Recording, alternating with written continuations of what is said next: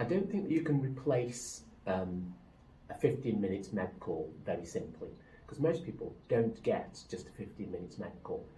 When you're doing a support package, you have a 15-minute call that is meds plus prepare a lunch, or something like that. You lump a number of short things together to make a med call, to make a dom care call, including meds.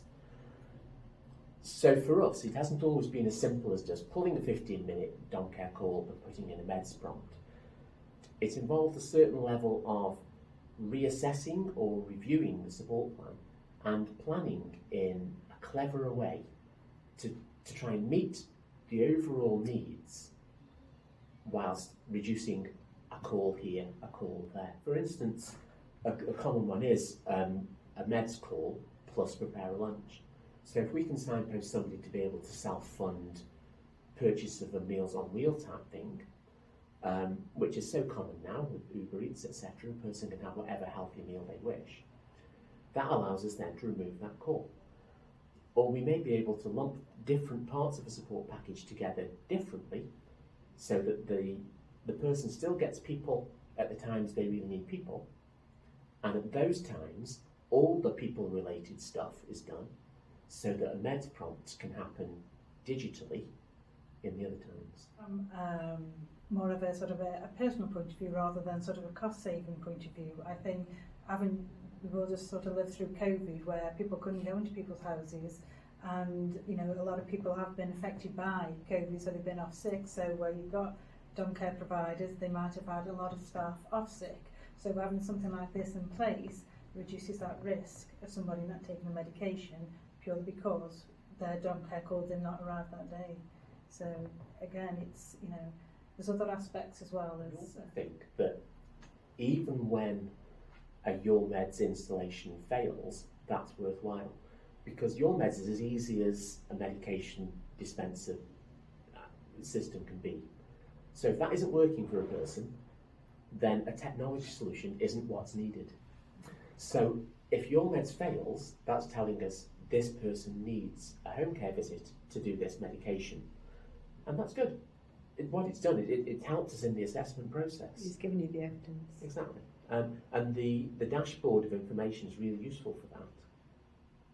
You have to have a certain level of tolerance of people adhering or not adhering, and it's different to each individual depending on their medication and their lifestyle. But by being able to see that person A is struggling to maintain 25% adherence, even with all the prompting, that allows you at the very least to be thinking, let's put the home care in for this. Whereas for other people, if they're maintaining 75% plus, that's fine. None of us who ever take any sort of medication remember to take it at the same time every time, but they're managing a safe medication regime. I suspect that one of the reasons that our rollout has been successful is that we have the Lifeline team as the carer of last resort. Yeah. So that even people who haven't got any other contacts, we've got somebody we can put there. And that's what you need actually, because the people who would most benefit from stuff like this are the people who haven't got anybody else who otherwise will prompt them. What I found useful is feedback from families as well. So where people are having the YOURmeds in place, like family can, like say they've got the app there, they can monitor mum or dad taking the medication, and that sort of feedback from them is they've got peace of mind as well that mum's taking the medication. If she opened the wrong door, she didn't take the medication, literally 10 minutes after that alarm they will get the alert, they can then ring mum, see if she's okay.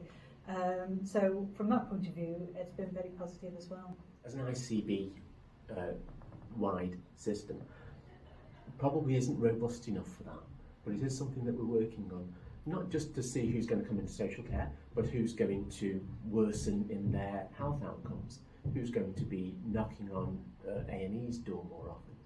And so something we're working on across the piece is to try and identify those people so we can put in preventative and early intervention supports, such as this, such as activity monitoring, such as self-care systems, even down to apps, etc., that allow a person to stay that bit safer at home. The selling points for me of the YOURmeds system has been the effort of the company to make it very simple, to make it work right.